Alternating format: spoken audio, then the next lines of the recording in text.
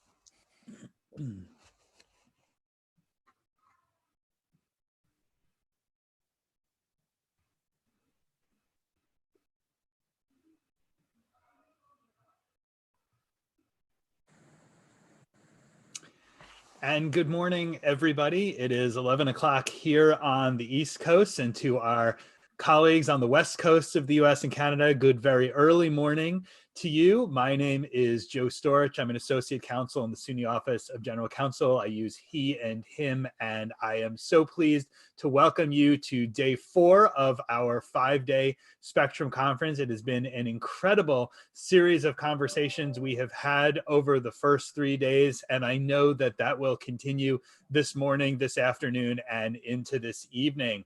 I want to welcome you to Queering Connection, Advocacy, Consent, and Relationships in a Virtual World. And before I turn it over to my friend and colleague, Phil Guerin, just a couple of notes. We are using closed captioning, and so you can turn on closed captioning at the bottom of the Zoom controls by hitting the closed caption button.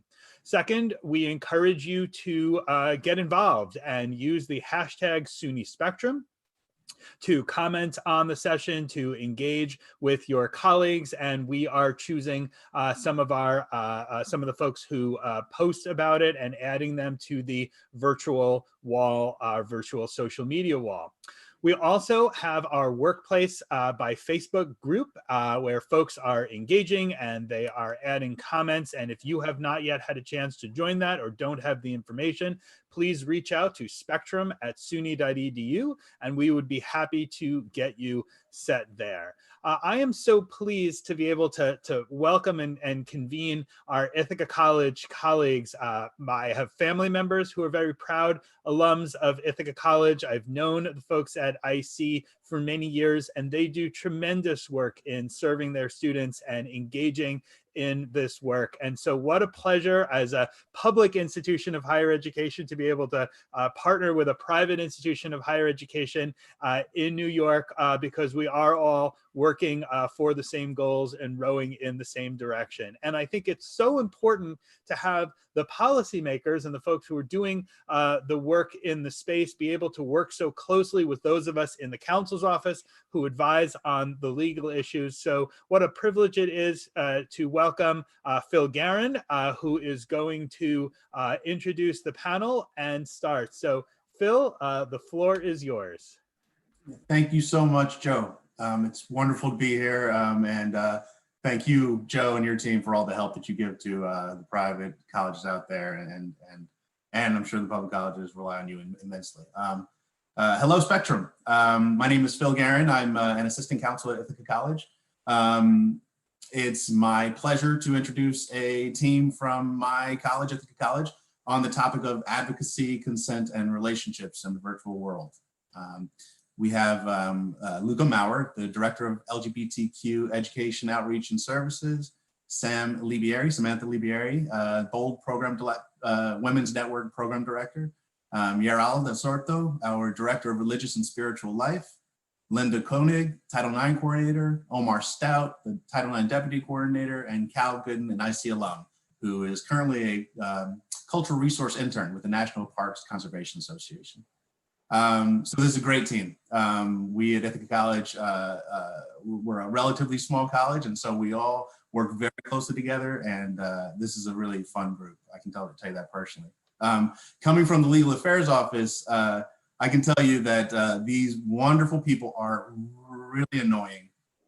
They are constantly looking to be better, provide better opportunities for students at Ithaca College, and continually ask for more of themselves from each other and everyone around them. After they're done facilitating access to students for information resources and responding, attentively to individual needs, they persistently seek to come up with new programming and outreach to make their message of inclusion and opportunity clearer and to make it reach a wider audience. They're all tech savvy, people savvy, and emotionally intelligent. Luca especially has been a leader in the Ithaca, Tompkins County, and national communities. But I'm honored to introduce everyone in this group who have been true leaders on the college campus at Ithaca College. I think very highly of all of them, and they've done a wonderful job maintaining their level of interaction and responsiveness in response to the COVID-19 crisis. So with that, I'm going to turn it over to these really talented group of individuals. Thank you. Thank you so much, Phil. And thank you to Joe and Elizabeth and to Morgan. It was really an honor and a privilege to be able to be a part of this conference that's happening throughout the week. Welcome to everyone, no matter whether you're joining us in the Eastern time zone, as I believe all of our panelists are today, or anywhere throughout the United States and Canada. We're so glad that you can be a part of this really exemplary opportunity that the SUNY Spectrum Conference organizers have put together. And so I encourage you to continue to participate, and thank you so much for spending some time with us this morning. And so with that, I'll remind folks about the purpose and the informational content that will happen this morning. This spring, COVID-19 caused dramatic changes to the ways we live, study, work, play, and worship. Ithaca College pivoted rather quickly to help students engage with institutional processes and programs that were suddenly shifted virtually rather than in person. Today, our panelists will share insights and practices they use to create virtual programming and services for and about LGBTQ+ people and related themes. We'll highlight offerings including a discussion series about intersectional social justice movements, a program about transgender men and intimate partner violence, Title IX training and resources that pivoted quickly to an online environment, a virtual Pride series of events, and a variety of sessions across our campus and across my wonderful colleagues designed to strengthen student belonging and connectedness through a multidimensional student wellness model. So again, thanks for joining us, and thank you so much to my panelists. I'm truly honored and so fortunate to have you all as colleagues. And so welcome once again. Could we please have each person tell us a little bit about yourself? Phil provided your names and a tiny bit about yourself, but tell us a little bit more about yourself, your pronouns if you'd like, your position and role here at Ithaca College, and that sort of thing. Who would like to go first? Linda? Thanks, Luca. I'd love to go first. My name is Linda Koenig, and I'm the Title IX coordinator at Ithaca College. My pronouns are she and her. I've been working at the college since 2004 and transitioned into the Title IX coordinator role in 2017. Our office is Omar and I, so we are lean, but we rely very heavily on the people that you see here on the panel with us and collaborate with many other stakeholders on campus. And I'm really thankful that Ithaca College has an environment that is so conducive to that kind of collaboration, because we're able to serve our students in lots of different ways. Thank you, Linda. Piggyback off of Linda, since we're in the same office. My name is Omar Stout. I use he, him pronouns. I'm the Title IX Deputy Coordinator. And not to repeat anything Linda said, but a lot of what we do is collaboration. We work hard to foster a healthy environment on the college's campus. My role specifically, I do investigations into Title IX.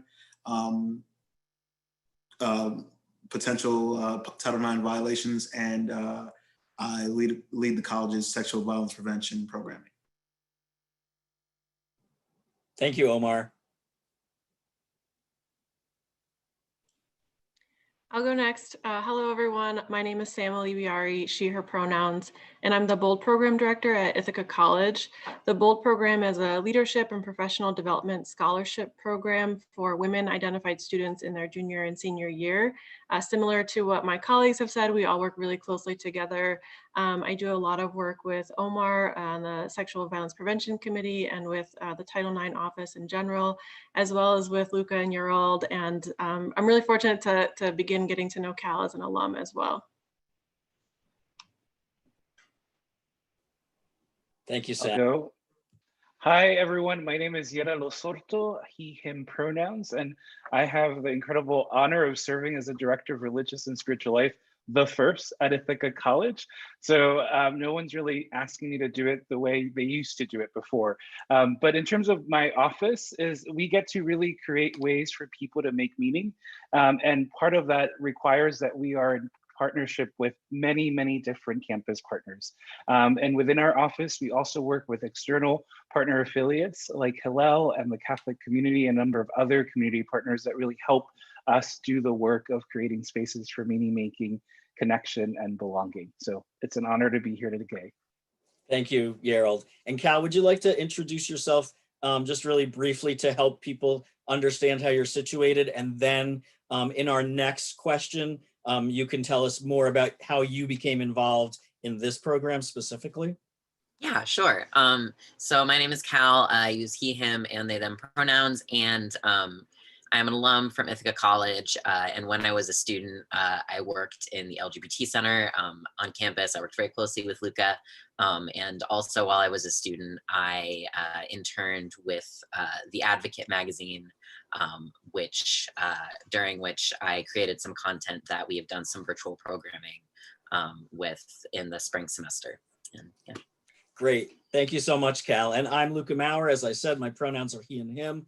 I am also the first director of the LGBT Center, although the center was created quite a while ago, specifically because of the efforts at that time of very, very dedicated students who advocated for themselves and were active in creating change that led to the creation of the LGBT Center office at Ithaca College, the first time the college had a professional in this role. But LGBTQ plus folks at Ithaca College go way back. We can find evidence of our first LGBTQ student-led organization, way back in 1972. And so we think it goes back further than that. That's the first time we begin to see references to it in the press. And so Ithaca College is a place full of lots of people who want to do the right thing. Folks don't always know what that is. And in some ways, that is each of our roles, I might say. And one of the things that keeps me working at Ithaca College is the people and how we all want to do everything that we can to support each and every one of our students. So again, thanks today for joining us, and we'll delve a little bit more into different ways that we offered programming, recognized how the situation was changing very dramatically for our students and ourselves, and went into action to be able to support student needs. I think I'll just give sort of a preliminary background. Lots of things took place and take place at Ithaca College that specifically have to do with centering the needs of LGBTQ plus students. All of those efforts do not come out of my office because of course that wouldn't be possible. And also that's not the way things are supposed to be. When a student walks through my door, they don't just bring their gay or trans or bi or lesbian or queer self, they bring every part of them.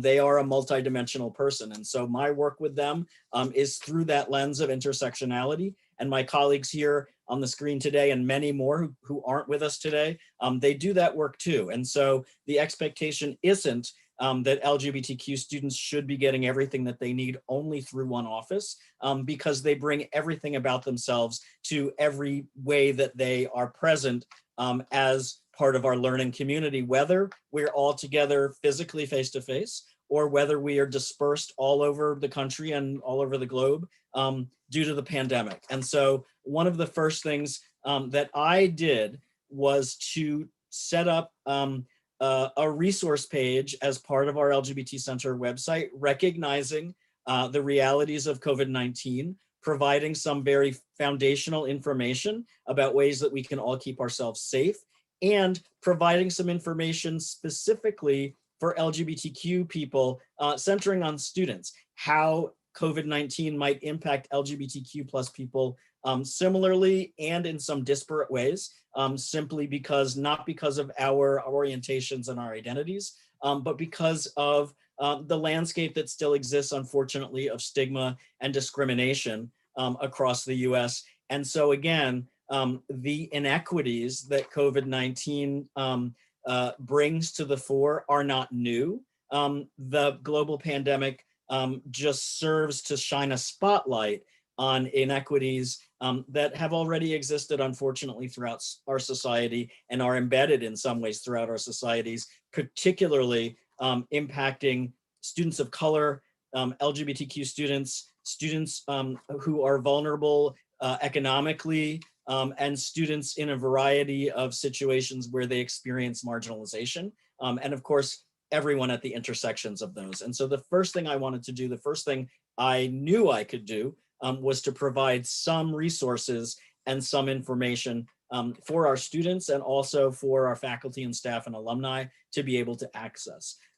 My office did a variety of other things, but I'll stop right there. And I'm wondering, Cal, would you be willing to take on, tell us a little more about how you became involved specifically with some of our offerings for the spring? I know that you mentioned it just a little bit, but would you like to tell us, your role has been really amazing, not just during this time, but during your time as an IC student. And it's been sort of an interesting combination of factors that has led you to be really a leading voice when it comes to transgender people and experiencing partner violence. Do you want to say a little bit more about that to start us off? Yeah, sure. Yeah, I guess just to give some context, like I was saying earlier, I am an alum from Ithaca College. Specifically, I went to the communications school, and during my junior year, I did a 7-month study away program in Los Angeles. And while I was there, like I was saying, I interned with a company called Pride Media that, among other things, owns the Advocate magazine, which is the country's oldest continually running LGBTQ publication. And I really, really loved that internship. I felt like I was getting to use a lot of my experiences from being the student employee at the Ithaca College LGBT Center, and bringing that with me. And just at this particular internship, all of my coworkers were really amazing. And I was getting to use sort of all the skills I was building at Ithaca College, both again through that LGBT Center role and also just through earning my communications degree. I felt like I was getting to take all of that and channel it into making content that I really cared about and that I really saw myself in. I got to work on projects that were more serious in tone, like an interview that I filmed with a religious mother and her LGBTQ daughter, and also projects that were a lot more silly in tone. Like I got to cover the red carpet for the season 10 finale of RuPaul's Drag Race.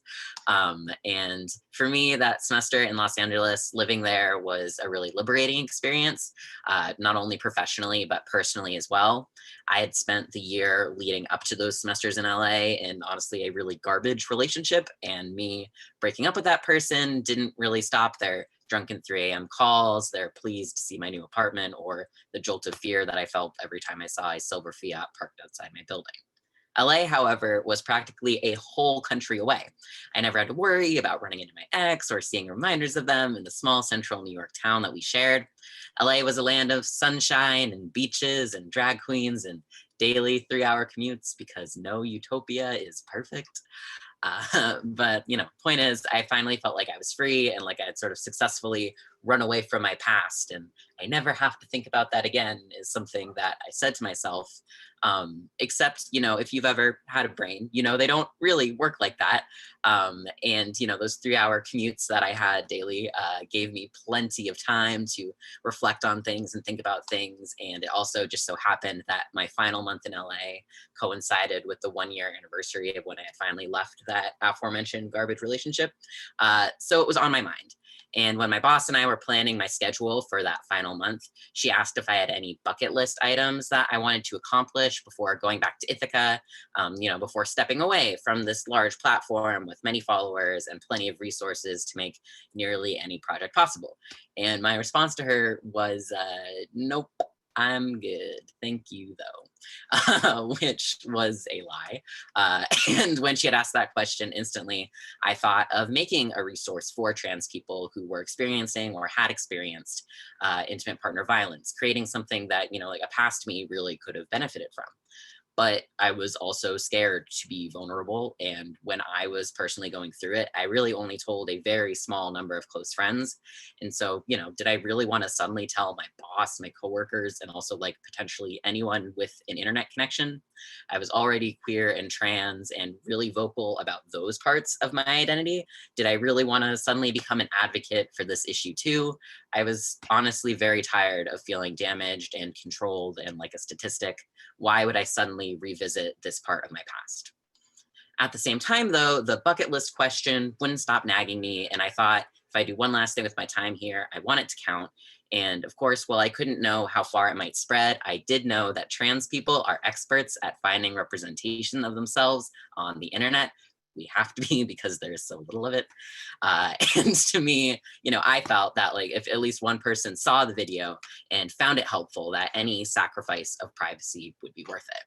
And that was about 2 years ago that I uploaded it to their website. And I personally haven't had any regrets about putting it out there. And in the week after it went live, I started getting very sweet messages from trans people on several different platforms saying that they had been through similar things, but had never heard someone like them talk about it. I even remember one person reached out to me asking if they could make Vietnamese subtitles and put it on the video because they wanted to show the video at a club at their school, but not all of the club members spoke English. And it was just overall, all of the messages were it was a very cool and humbling experience. And even today, I still get the occasional message or see it cited in an article somewhere. And I think that's one thing that's really neat about it, is that as long as the Advocate website exists, it can continue to be a resource for whoever finds it. And while it can stand on its own as a resource, here at Ithaca College, as I was starting to mention earlier, we hosted a virtual screening of it last spring, along with a chance for folks to chat after. And I think it's important to host events like that because seeing trans men and intimate partner violence in an event title communicates several things to students.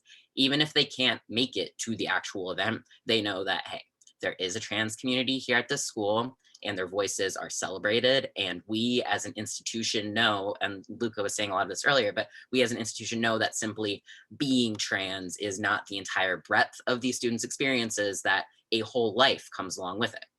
And events like this offer a chance for people to connect with others, even if they haven't shared all of the experiences in the event title.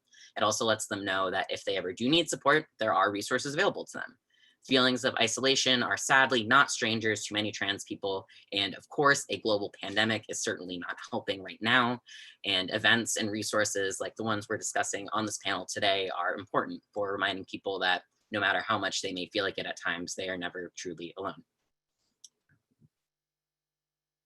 Yeah. Thanks so much, Cal. And several people have already asked questions about if they can get more information about that video, which you caught me putting in the chat right now.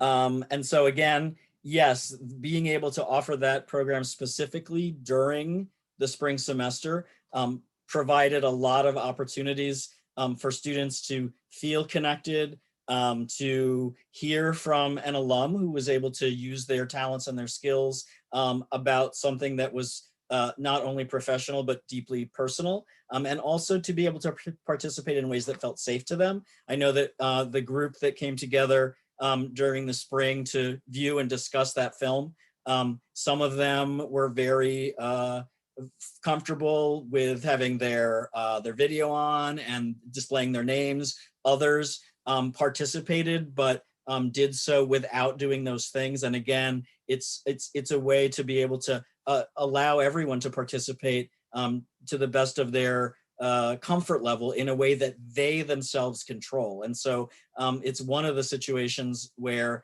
having virtual programming may have offered one or two additional ways and incentives for students to participate, because they didn't have to physically come into a space if they chose not to. Cal, while we have you on the screen, I'll just mention Cal made a resource guide that includes the link to the video, more information about it, and information about, you beat me to it, and information about all some of the things that the rest of our panelists will be talking about today. And so that will be available to you, and we can also make sure there's a version that's available that we could email you if for any reason that suits you better. You can just let us know. But again, thank you, Cal, for doing that. And I wanted to just have you start us off, because your process and your journey towards not only being a student, but being a full person, and coming to a point of wanting to be able to give back to our students is just really wonderful. And I know too, it has made a real difference in the lives of our students and our Ithaca College community, as well as folks really all over the world. So again, I just want to thank you for creating that piece. It's deeply informational, while also really front and center your engaged manner, your empathy for others, and your willingness to really personalize your experiences really does touch other people's lives. So thank you. At this point, I'd also invite the other panelists who have done equally wonderful things. What would you like to share about how you were involved in the spring semester? Each of you did a variety of different things. What did you do? How did you pivot to helping students get what they need? Tell us a little bit about programs, practices, or resource highlights. You were all involved in so many things that benefited our students. I'll start. I think I'm a nice transition to everybody else. So I do a lot of work with the Sexual Violence Prevention Committee. I'm the chair of that, along with Sam Libiari. And I think the membership of that was intentionally widespread across campus. We have membership in the Office of Public Safety. Luca Mara, Director of LGBT Centers, is on there. We have faculty, we have staff members from Student Affairs, and the list goes on. And some of those positions do lend themselves to involvement with the committee, but a lot of it, and I think everyone is intrinsically motivated to be a part of the work that we do. So when spring came around, I think there was an immediate wrench thrown in the works, but we were able to pivot quickly. And because we have students on that committee, we're able to work in conjunction to say, all right, what's going to be the best here? And through very quick deliberation, we realized that passive programming in conjunction with live on the spot work would be best, recognizing that students are coming from different time zones, different family situations, and just different levels of ability to connect with us. But the work was still very important, and we did recognize that students are still very much so engaged with this material and content. So we were able to put some stuff on Instagram and use Instagram as a platform for communication, also tapping into our individual networks to encourage involvement. Yeah, I'll stop there. Linda, do you want to chime in on some of the other cool things we do? Sure. So thank you, Omar. I think really just to kind of pick up from where Omar left, one of the things that we did was we put out a communication to all of students, faculty, and staff to let them know that even though we were in a virtual environment, our services weren't changing, that we were going to continue to be available in the same ways that we had been, right? So our phone numbers in our offices were forwarded to our cell phones so people could call if they wanted. We have options for, our online virtual chats so that we can continue meeting with students and offering them support and options and resources in the event they need to report sexual misconduct or experience something through this virtual environment. And I think some of the things that support students feeling comfortable utilizing our office is that when Omar and I engage in trainings with our colleagues, it's really important to us that we spend a lot of time looking at that content to see if we're excluding anybody in that conversation.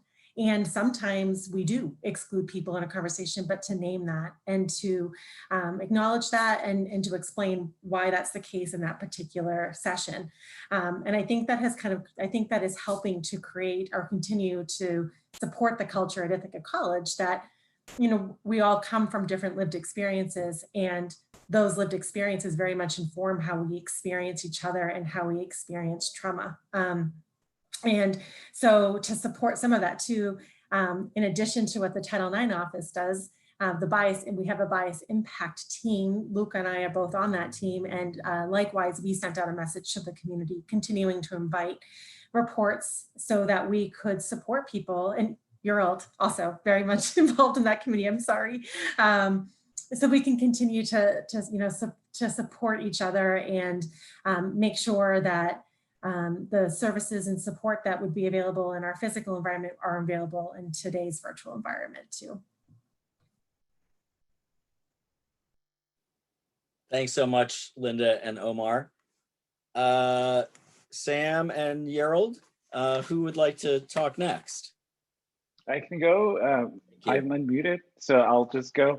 I wanted to say that what made our virtual experiences successful was the fact that we were in relationship with one another before we went virtual. And so had that not been the case, I don't think we would have been as successful as we have been and continue to be, right? And I think one of the things that Luca has been really helpful in guiding our institution in is emphasizing that our students are whole beings that have many intersecting identities, right? And so that they don't leave their religiosity if they're religious in one space. Sometimes they may do that, but really emphasizing the ways that people's identities are intersected with one another. In terms of my office in particular, when Luca put out the invite, there were two things that happened. One, our Jewish partner affiliate Hillel offered a Pride Havdalah, which Havdalah is a religious observance marking the end of Shabbat on Saturday night. What I love about that particular gathering was that it was student-led. And I think one of the things that in the virtual programming we've noticed is that students are longing for connection, and connection that allows them to be able to facilitate those peer-to-peer interactions, but that also allows them to say, I see you, and I know that you see me. And the Havdalah Pride Service, there's one really powerful piece that came out of it, and it's a poem. And I just wanted to read one of the lines in that poem that really struck me. And it was written by one of our current IC students. And the poem is titled, I'm not remembering the, and you shall love. But the one line that just stood out was, my God whispers to me, don't you see? Your queerness has always been compatible with your holiness. Your love was never your sin. And I think that really strikes in a very palpable way the ways that our virtual engagements have been able to help students in our community see how they are seen, right? Even if we're unable to be physically connected with one another. And one of the other programs that I think I like to think of this other program as sort of a trial run for Luca's other program, but we did a Queer Eye Netflix party. Tried it out, sent out, I think, like 6 emails before, but we gathered community members to watch the first episode of the new season, which was a story following a Lutheran pastor in Philadelphia.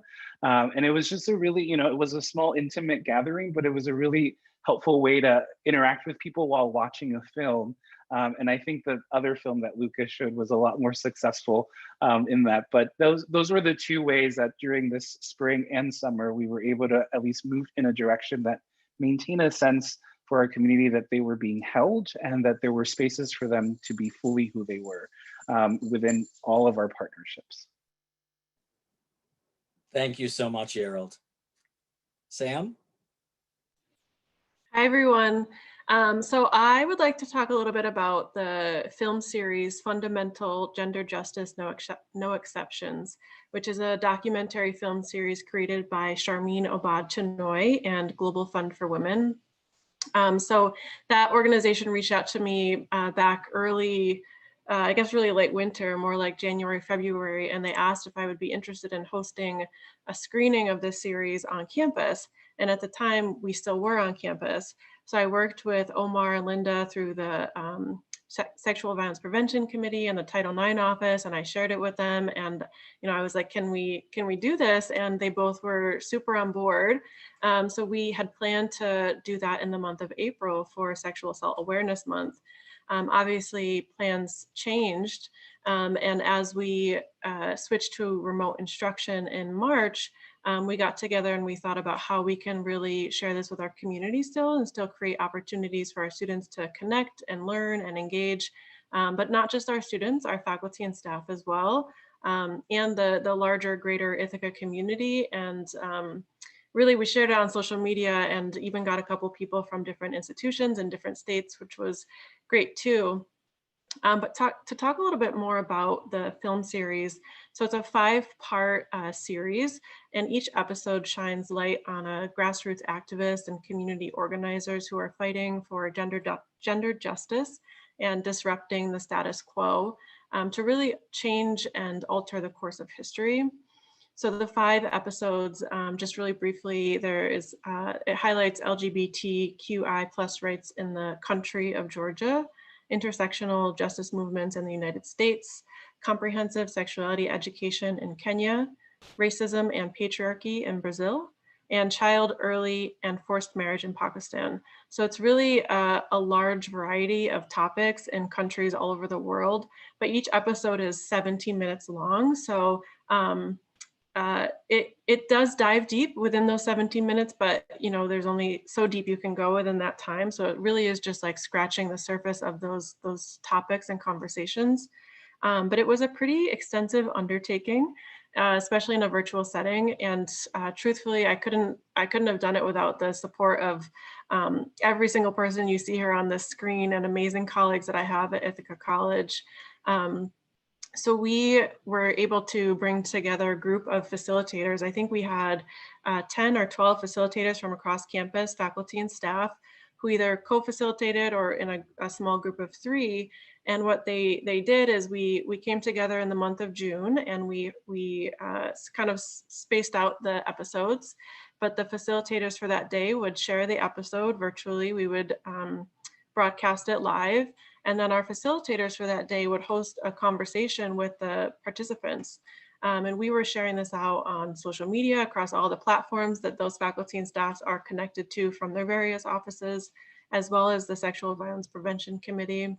And we really attracted students from so many different populations on campus. And we had athletes coming together with students from all different majors and from all different clubs and organizations, students that were coming through, if they're following the LGBT Center Instagram or the Religious and Spiritual Life Instagram. So they came, as Luca was alluded to, with their very dynamic selves and different lived experiences.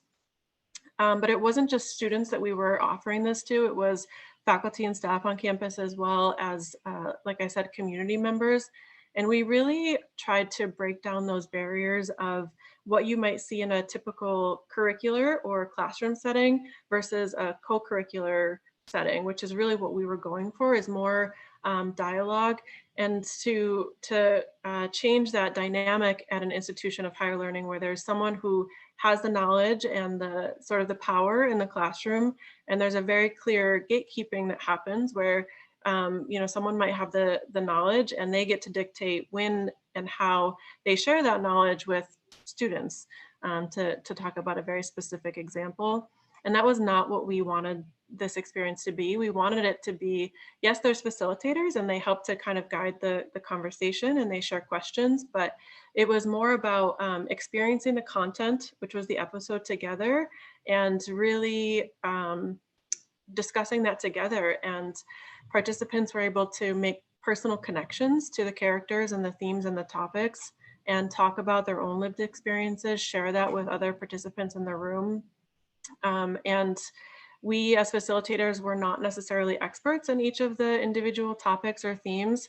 In fact, I think most facilitators, said that frequently, but they a theme that we had was that we're all experts in our own lived experiences, right?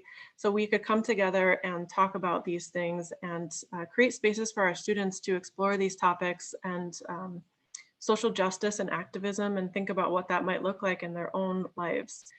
Global Fund for Women was really an incredible experience to, an incredible organization to work with. They developed session guides for each of the episodes with guided questions that we as facilitators were able to use.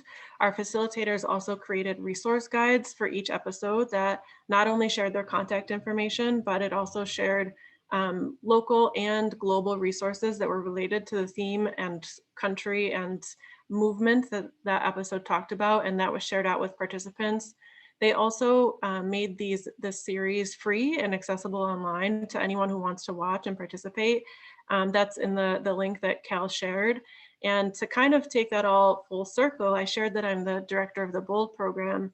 This year, we actually have a BOLD alumna, a Shay Forsythe, who is beginning a year-long fellowship at Global Fund for Women. And her role there is actually to take this fundamental series to institutions, other colleges and universities or other organizations that are interested in hosting a screening and having these conversations. Her contact information is also in that guide. If you're interested in hosting this on your own campus, feel free to reach out to Shay, and I would highly recommend having these conversations. I think the people we brought together and the conversations we had were really powerful, and my hope, and hopefully so with some other folks on this screen, is that we can continue to make this a yearly sort of traditional event to bring these conversations to campus. Thanks so much, Sam. And thanks to all my panelists who are also doing multitasking and answering questions simultaneously. I really appreciate that. Thank you, Yerald, for the link to the poem that several people asked about. Also, someone asked about a limit on Netflix parties. In the spring, the limit was 50 participants. I don't know if that's still true. It was in the spring, but that may change. I would also say using a Netflix party, you can all watch simultaneously and interact together using a chat feature in real time. What we did and what Yerald did as well is after that experience, we also had sort of post-screening and discussion, Zoom discussions with participants who wanted to keep talking about what we had just seen and talked about in a Zoom setting afterward. I also know that there are several other platforms that you can use for watch parties. YouTube is one of them. I am not 100% well-versed on how to set that up, but I can find that out for you. I've participated in some, but I have a couple of colleagues who hosted them. And again, the strength of that is you can all watch at the same time and type together in the chat. I participated in one specifically where they used that platform because it was specifically for folks who are deaf and hard of hearing, and that way they could experience the video that used American Sign Language and also chat using words in the chat bar. And so there's, again, many of these tools have already existed, and I think they have been very underutilized. I think people have looked at them maybe as things that are specifically for some populations or specifically around accessibility. And I would encourage everyone to be more aware of those things, not just now, but always. Because again, if we are truly trying to reach everyone, our disabled LGBTQ plus community members are parts of our community as well. And I think in some areas, we do a great job of inclusion. And in some areas, this global pandemic has spurred us to use those tools because they play to the strengths of those tools. And so I really encourage that. I also want to ask anybody here, any panelists, would you like to talk about any strategies that you thought worked best, ways that you publicized? I know that Omar already talked about social media and Sam did. And Cal did. Do you want to note anything else in terms of strategies that worked best or that you weren't sure how they would work and were successes, or anything things you thought would work really well that turned out not working? What successes and challenges do you want to share? I can share really quickly. So when we went virtual in March, the Sexual Violence Prevention Committee didn't really have a strong social media presence at the time. And I kind of took that on along with some students. The students were really great in creating the content and the Instagram, I don't know, I call them tiles. I'm not really sure that's what they're actually called, but the pictures. But I really sought out like followers and people for us to follow. And I would say a strategy for that is really just to like know your population that is interested in your content.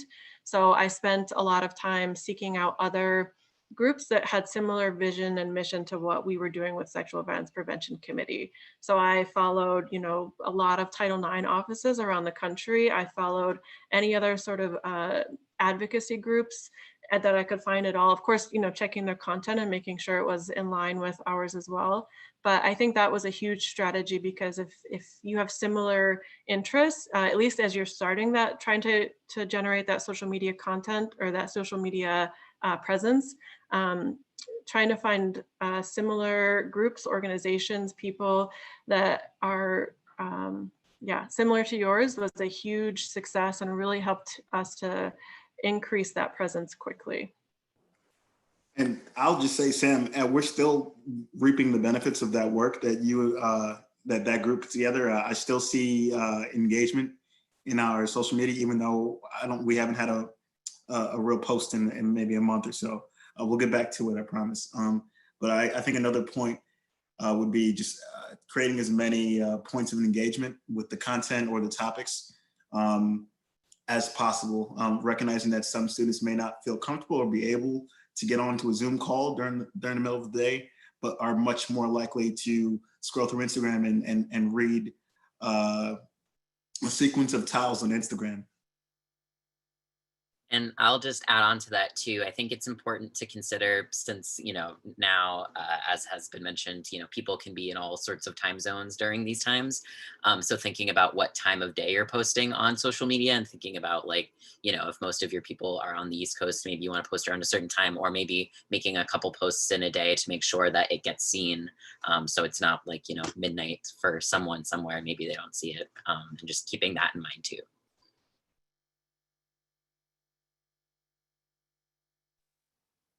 Thanks, everyone.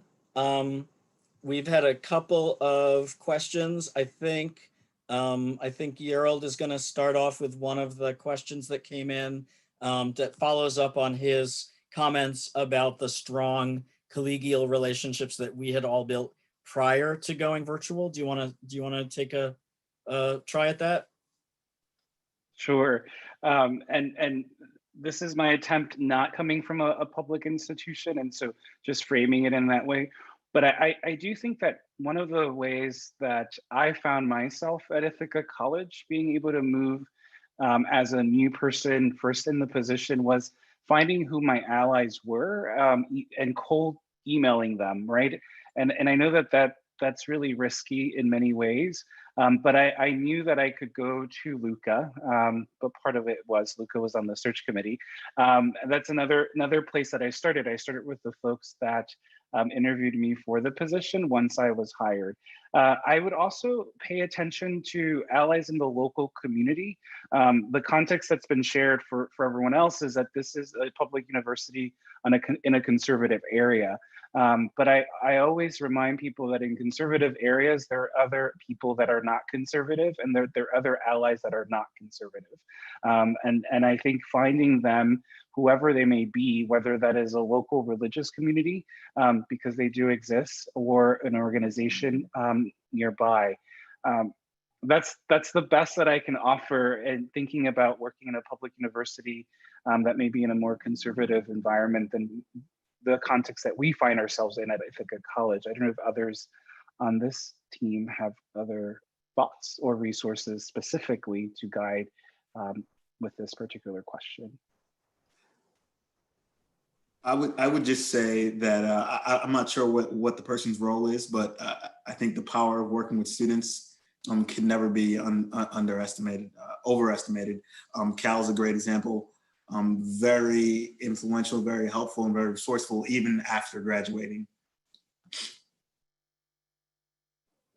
And yes, everything that both Omar and Yerald said, I would again underscore. I might also suggest that not only are there members of conservative communities who are not conservative, but there are members of conservative areas and communities and networks who have varying views on a variety of different topics, right? And so even in our area that many people see as progressive, in our area of the country, certainly there are conservative people. Some of those conservative folks are the strongest voices around LGBTQ inclusion because of their relationships with family members or members of their congregation.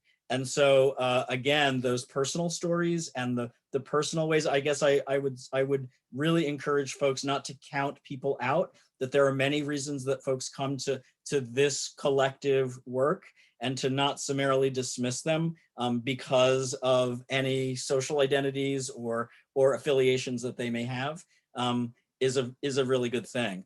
I would also, again, as Omar said, students can be very powerful, and so can data. And so if you are from a place where you either have campus climate data, where members of your college community have shared their demographic information and what their experiences are like, that can be a powerful tool in places where you may hear pushback about, well, we don't have folks like that here at our university, or, well, that's not something that impacts folks in our area of the country. That's just something that happens in big cities. Is that that data gives you not only a snapshot in time, but can be used to make a case for increasing services, for the need for outreach and that sort of thing. Even if you have not had the opportunity to have a campus climate study, you can use national statistics. And so again, and say, this is what we know about college students. This is what we know about what the data show us about sexual harassment, about intimate partner violence, about and how all students are at risk, and the particular backgrounds, experiences, and identities that can put students at heightened risk. And so again, that data can be your tool to say, oh no, we see that the rationale for doing this is right here in the data, right? Or we see that the Youth Risk Behavior Survey shows about a quarter of current high school students identify somewhere across an LGBTQ spectrum, many of which in a non-binary way. And so you can use that data, and it is broken out by states. And so again, in what ways can you use that directly with policymakers, with decision makers at an institution, and also in the community?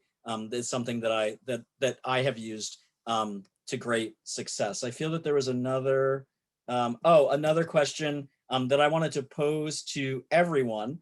And that is our communications. Someone said our communications department repeatedly rejects requests to have a social media account for my department. Have you found anything other than social media to be helpful?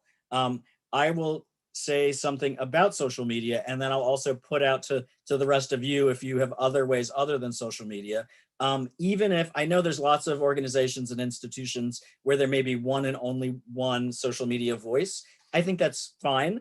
I think then the key is, can you get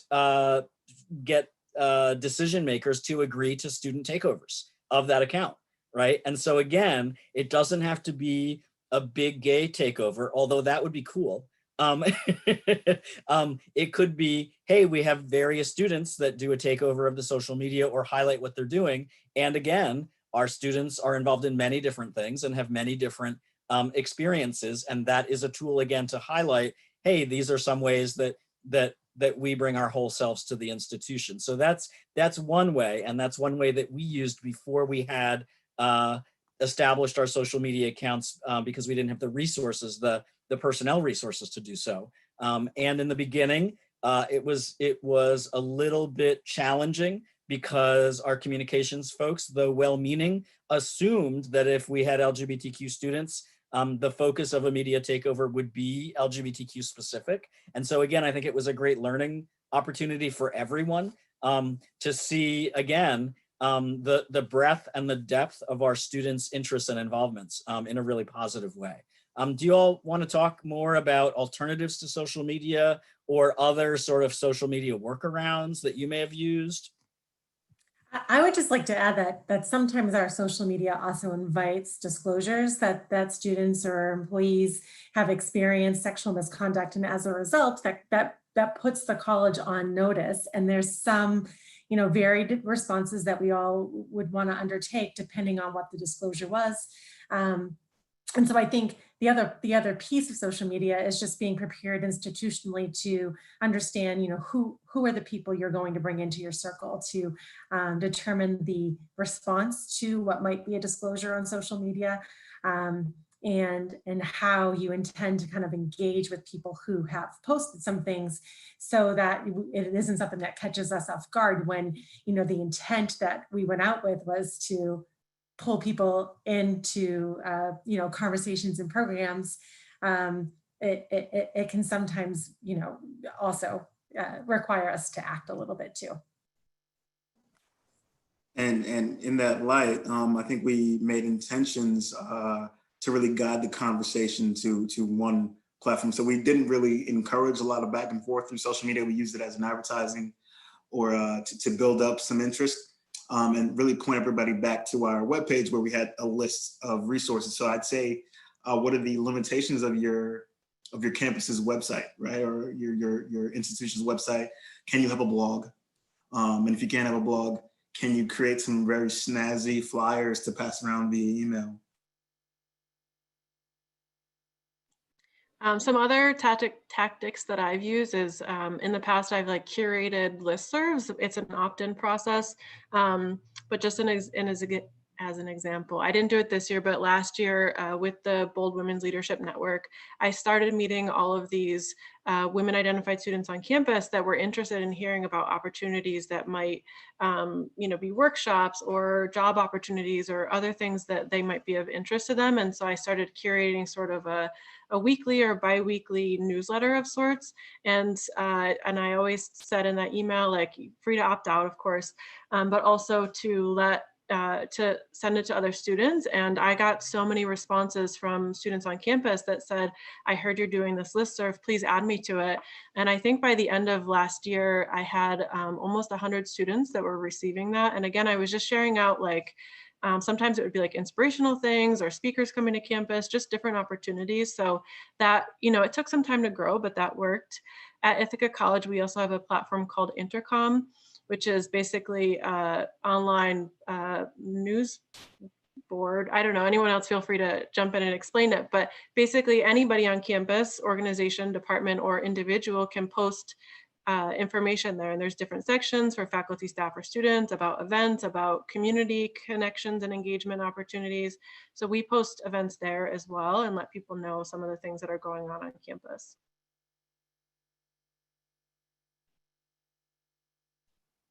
Great, thank you so much. We're getting some terrific questions.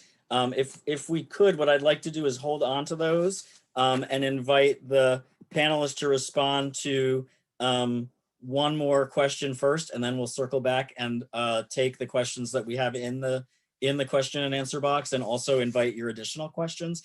Can you talk a little bit about, were there any other challenges that you encountered or opportunities that arose that you didn't expect? So for example, one challenge that I was and continue in this moment to be constantly aware of was the worry of Zoom bombing, right? Or other sorts of folks that wanted to disrupt either intentionally because of the subject matter or just, I guess, because folks have more free time on their hands than I do. And building systems, trying to make participation have as few barriers as possible while dissuading folks who weren't really interested in being productive to be a part of those. And again, that's going to be an ongoing, I think, challenge for us all in these environments. And again, I do hope that we continue to utilize virtual environments in times when we will again be allowed to be face to face, because I think they offer a lot of opportunities. But that's one challenge that constantly is in the back of my mind. I feel like we have at least one other panelist who has had experience about that too. You can feel free to chime in if you want or not. One of the opportunities that I had not thought of was that in the first couple of virtual events that my office offered, we had not only students participate, but also several alumni who really were looking for that sense of connection and community. And also in at least a couple of instances, we had parents of current students. And again, I had never thought of that happening. When it did happen, it happened sort of organically and rather seamlessly. And the students involved were very gracious, and also as surprised as I was when they saw their family members. But again, that can be a challenge, but also an opportunity. It also forced me to think a little bit more in terms of if students wanted specific spaces that were student only, how I could help foster that. And again, it's something that I do in my role in person all the time. Be very clear and set up boundaries and information so that people can know which opportunities are specifically designed for which groups. Is it open to everyone? Is it a designated space only for particular folks with particular identities? But that was, like I said, an opportunity / challenge I hadn't thought of. And again, you can sort of go from there. I don't know if anybody else wants to talk about any other challenges or opportunities. I just quickly, I want to, something that really struck me, and I don't know if this is an opportunity, but in the fundamental series, there was a community agreement that was also shared with all the participants prior to attending, and I found that to be really valuable in setting the tone for the virtual conversations, just because of there's so many unknowns, and also the silences, or anyway, it was just a really helpful guide. And so I found that as an opportunity to inform, at least in my work, how to maintain that and setting the tone and expectation when we gather people for a particular experience. And I just share, echoing Luca's challenge in regards to sort of the expansive nature of opportunity that this invites so many more members of our community that are connected with current students and alumni, but even like local people, right? Like local community members that are also looking for connection, finding themselves in these spaces. And I haven't really been able to figure out a really good way to at times say, this is a student only space, outside of just saying that, but wanting to be mindful and caring in this current moment where the need for connection is high, and if people are finding themselves drawn to programming that we are doing, not wanting to say, no, you're not invited. So that continues to be a challenge. I haven't found an easy workaround that yet. And oh, sorry, go ahead, Sam. I was just going to say, I'll jump in. Yerald, you mentioned the community agreement that we shared ahead of each event. We also shared the link to each episode ahead of the event, and we did that for a couple of reasons. One is that in their current creation, the films don't have subtitles.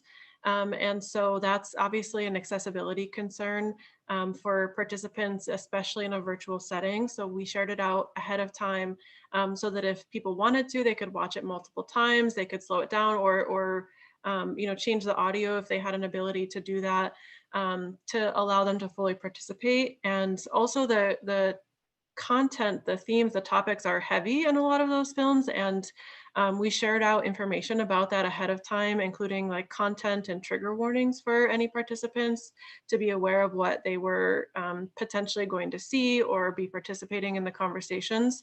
And I think that was huge and really helped kind of just set up the space.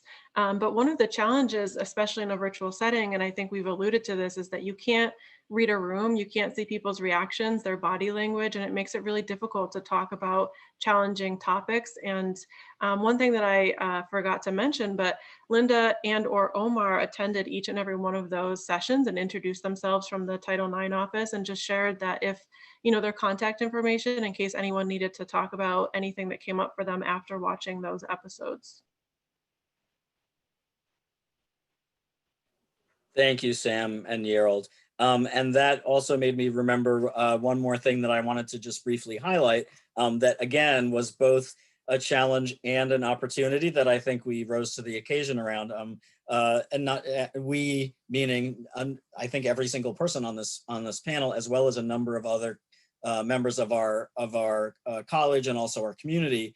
My office worked with all of the offices represented here, several other campus offices and departments, and some community organizations to plan a virtual Summer of Pride series. Pride in our college town is something that it's a little bit of a challenge to celebrate in a typical or conventional way, because it falls during the time when many or if not most of our students, as well as some of our faculty, are not physically here in June, which is traditionally the time when it's celebrated. And we're not too far away from a number of big cities that have very large Pride celebrations that many members of our communities decide to travel to: New York City, Toronto, Pittsburgh, Philadelphia, Cleveland, and so on.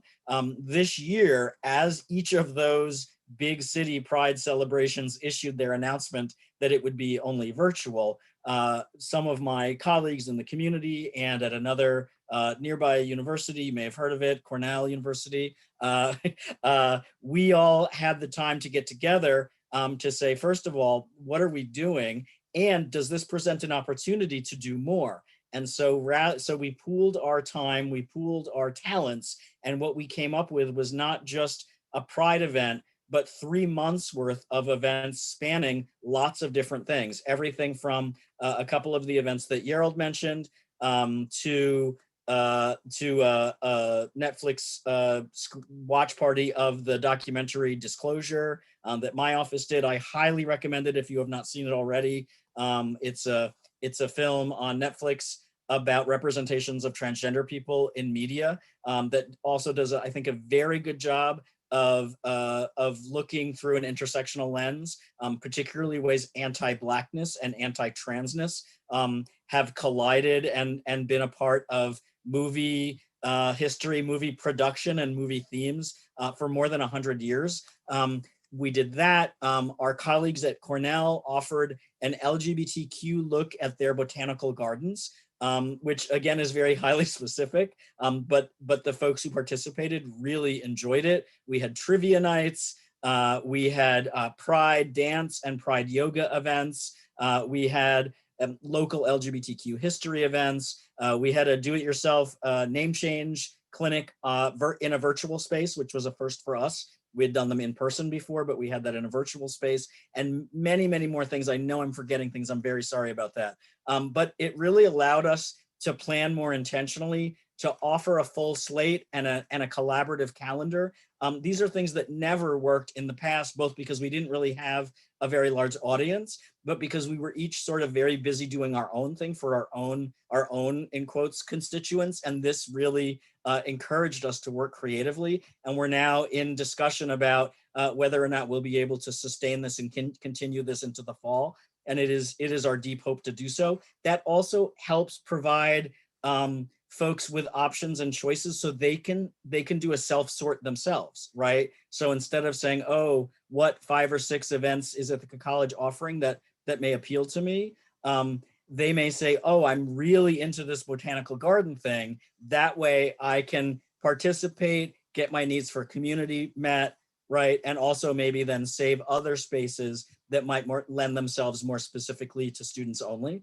And that allowed individuals to do that themselves rather than us, as Yerald said, us trying to say like, hey, this is not for you, right? We were able to say, these are all for you, right? And then allow people to make choices that suited them best. Yeah. Anybody else want to chime in on that topic? I can chime in just briefly on the, just as you alluded to earlier, one of the sort of challenges that can arise with virtual programming being Zoom bombing, which, you know, people come in to your cast uninvited and, you know, will maybe take over the screen or do audio that you are not anticipating, which is something that I've experienced with once with programming outside of Ithaca College and stuff that I do in my day-to-day. And it definitely is jarring. I think sometimes though we forget that, like, you know, like whether programming is virtual or not, there always can be issues. Like your speaker can suddenly be sick or be stuck in traffic and is 30 minutes late. And so I think it can be intimidating at times to do virtual programming just because of these unanticipated things, but I try to remember that, you know, these things happen when things are hosted in person as well. And for Zoom bombing specifically, some preventative measures that can be taken are if your event is much like this one, where it is mostly a speaker or multiple speakers, using Zoom webinar, which is what we are using today, is an option, just because it has a lot more security features built in. That being said, if you are, it does have, you do have to pay a little more for the ability to use Zoom webinar. And also if you're wanting to do more interactive events, like if you want to use the breakout room feature of Zoom, where you can have participants turn on their video and go into smaller groups, that's something that you cannot do with the Zoom webinar feature. And if you're doing something that is more interactive or invites people to turn on video and audio, things you can do are to have a backup link set up, where, you know, if one thing gets Zoom bombed, then you can immediately send out to participants, okay, here's link 2, let's all join this one. And then just having an immediate way to communicate with your panelists. Perhaps if they signed up through a Google form or something, then you have their email addresses and you can just send that to them immediately. And so for that, I would just say always having some kind of backup plan is just a good way to try and overcome that and anticipate it as much as you can. Thank you, Cal. And yes, and I also, and I know Yerald has done this. I think maybe Sam has too. I'm not sure if Linda and Omar have, setting up a form that allows folks to register as a stopgap to sort of not just know who may be registering, but also allow people to indicate their familiarity with the topic or any particular questions they want to offer in advance. And then you do have a very quick way to be able to send out a backup link if needed. I'm very mindful of the time. I would love to talk about this all day, but I'm very mindful of the time and the fact that we have a variety of really fantastic questions still remaining in the Q&A box. And so I think I'm gonna bring Linda and Omar into this to talk a little bit about how you anticipate the Title IX changes affecting LGBTQIA folks on campus and the strategies that you plan to use to support them. Sure. So I think one of the things that we are fortunate to have or be part of is in New York State. New York State protects LGBT students. And so I think that allows us to kind of have that support, and our policies will continue to support LGBT students. The Department of Ed did, as we all know, issue their regulations on May 6th, with the final regs coming out on May 19th. And very much speak from on a very gender binary platform. And but I think irregardless of that, our services are going to stay the same. And I think part of what we need to do as an institution is to continue communicating that to all of our students, that no matter your identity or identities, our office is available to you. We're going to continue to offer the same support and services and options that we did prior to the regs being issued.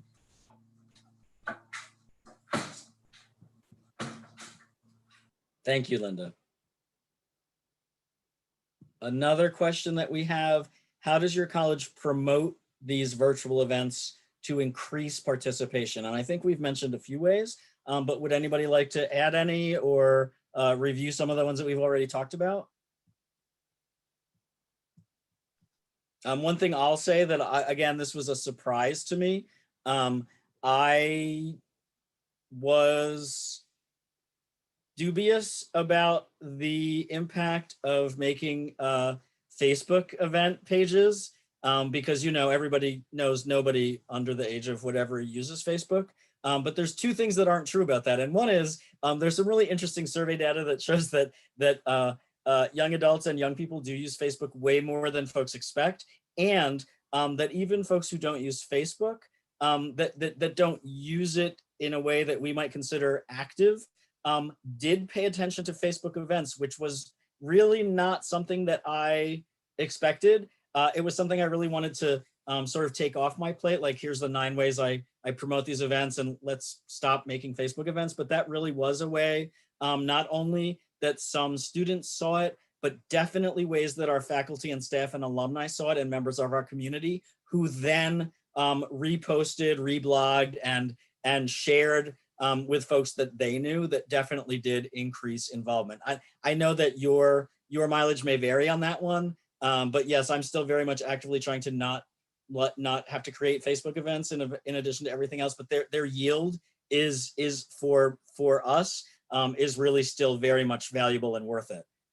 Their yield also tends to bring in some folks who may be searching for ways to be connected and involved in ways that really safeguard their privacy. And so again, they can see a Facebook event, they don't have to respond to it, right? But then they can sign up using a Google form and still participate. And I saw that a lot with our DIY name change, right? Where folks didn't really indicate that they were coming, and many more than we had expected did show up and thanked us for doing that. So that was unexpected. Any other ways that you all would suggest promoting virtual events? I can share that we also use a platform called Engage at Ithaca College. I think there are other similar platforms. Feel free to put in the chat if there are other names of similar platforms that I can't think of at the moment, but it's where all of our student clubs and organizations live. So they create events there, not all that different from what a Facebook event might look like, where it advertises, you know, the date, the time, information, and students can go into that portal, faculty, staff as well, actually, and register for that event. And we have the capability to select whether it's a public or private event. And if it's a public event, that automatically, it communicates with our college-wide calendar. So if anyone goes to our college calendar, you can see any events that are open and people can register for. And so that's another way that we advertise and share out our events. Thanks, Sam. And I also know many of our offices have a lot of engagement with students, faculty, and staff when it comes to Instagram stories. And so whether it's an entire event done within Instagram or whether it's just posts included in an office's stories, we've definitely seen students, faculty, staff, and alumni participate as a result of seeing those. I know some students, that is the primary way they get information about not just events from all of our various areas, but from our college at large. They report getting their information that way. I also want to give a shout out. Thank you, Yerald, for answering the question about Disclosure, the film, and for putting that in the chat. And again, I want to encourage everyone here, if you have a question that occurs to you later or would like to talk more in depth, all of our contact information is included in the sheet, in the link, the correct link that Cal provided earlier on in the chat. And we'll also make this available afterwards as well. We have a really interesting question from someone about Zoom fatigue. How to deal with Zoom fatigue? Have you all experienced it in programming or yourselves maybe? Sort of what are your thoughts on that? Great question. Can I jump in quickly? So what came to mind, Luca, was the IC Unplug idea, which was a really passive way to encourage people from not engaging with technology. And I think that's the flip side of the opportunity that virtual engagement presents, is that we sometimes forget that we can also make time to not engage virtually. And so with Luca's office and the Center for Ideas, we launched 2 days, and again, very passively, saying on these days, we're going to encourage you to take a rest, and then provided some guidelines on what you could do. We attempted to try to create a sleeping bag for your cell phone, but there's always next year. And I'll put the link in the chat box with some of the resources that we highlighted. There's some really great organizations out there, including the NAP Ministry, which really advocates for rest as resistance. And it's a really powerful organization in Chicago. And then the Sabbath Manifesto, which was a list of 10 things that are really just accessible to do. I think that's part of the learning, is being able to say, I need to pause, and being able to encourage students to also say, hey, I don't need you to work today. I actually need you to not work today. And that's not language that I think in higher ed, especially in these days, we're hearing enough of. And so I think our role is to model that, because this is a long haul journey, not just something that will end at the end of 2020. So that's what came up immediately when I saw that question. Thank you, Yerald. And yes, both giving permission to unplug, but also modeling that behavior is really fantastic. And carving it out allows people, yes, to be intentional, to take a rest. The NAP Ministry has some great social media presences that I professionally and personally really appreciate too. And so they may be resources for your professional and personal lives as well. Thank you for the link. Could one of my panelists find the Engage platform link to put in the chat really quickly? That was a question. Yes. And I also very mindful of the time. Some of us have to leave us. We're so glad that you could be a part of today. I'm wondering about our moderators and how much time we may have left, because I know you have some wrap up and housekeeping things to attend to. But I also want to note, we have questions about a little bit more specific information about how to use a backup link for Zoom bombing. How do you make sure the Zoom bomber doesn't get the backup link? And also someone with a great question about challenges about getting LGBTQ demographic information. If we don't have time right now, I'm happy to follow up on that one. And I'm thinking that Cal might be happy, if we don't have time right now, to talk a little bit about Zoom bombing directly with folks. Where are we for time, Joe, Elizabeth? 5 minutes. I thought Joe was saying hello. Yes, we have 5 minutes. Cal, do you want to talk a little bit about trying to avoid giving the backup link to the Zoom bomber, or what do you suggest on that? Yes. So in terms of that, I would say that it's also and another sort of preventative thing that you can do in the topic of that is not give out the link to your participants until like right before the event starts. You can send out reminder emails, saying like, hey, a reminder, we have this event coming, but not actually giving the link itself until like right before it starts, just to decrease the chances. And I would say similarly, creating that backup link very shortly before is a good idea, and then just having that on the back burner. And I mean, obviously there's only so much you can do, but just not letting these things live as long in the virtual space does decrease the chances of them being discovered. So yeah, that would be my main thing, is doing it as sort of shortly before the event starting as you can. Great, thanks so much, Cal. And I would also mention, this came up in a completely different meeting I was in yesterday.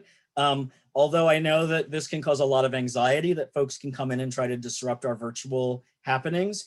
This is also true of in-person events, right? And so I want to give it exactly the amount of attention it deserves. And no more, right? Because again, that's the point of folks that want to disrupt or cause havoc in some of the opportunities that we're trying to create. And so how do we create that mix of trying to do what we can, trying to manage other folks' worries and our own worries, and recognizing that in our day-to-day lives, whether they are conducted virtually or face-to-face, right, that these kinds of things will arise. And again, we don't want to cut down on the meaningful opportunities that we're providing against the chance that someone may try to cause a problem, right? And so how do we achieve that? And some of that, I would say too, is that I get really great support and reality checks from some of the folks on this screen, right? if I'm not going into problem solving mode too much, or if I am starting to sort of engage in a little bit more excessive worry than I need to. Some of you all have been really good at pulling me back and and reminding me again of why we do this, and that all we can do is do our best. And if something doesn't go the way we planned, to just, like I say to my students, try something different next time, right? To not get overwrought or really down on ourselves. We'll just try something different next time. And again, technology provides us a wealth of ways to do things differently, and we can learn from those as well. Let me take a quick look. I feel like now we probably have not too much time at all. Like I said, demographic information, I'm happy to connect with you about that. I have several ways. I would also suggest that on the Ithaca College LGBT Center website, there is a page specifically about best practices for collecting demographic data, because sometimes you or your colleagues are in the position of wanting to solicit that information. And certainly there are some best practices in inviting people to share that, and also some caveats around when to invite people to share that and when not to. My rule usually goes like this. In what ways do you use this information? If you are not using it, you probably don't need to ask it, right? I have lots of people that want to include a question because they want to signal, hey, we're terrific and including this to say we see you. But there can be drawbacks to soliciting that information if it's really not used. And so I'm happy to talk with you afterward, but if you look for best practices for demographic information at ithaca.edu/LGBT, you will find some helpful guides, and I'm happy to follow up. You don't have to do all this work. There are some wonderful online resources to help you with that.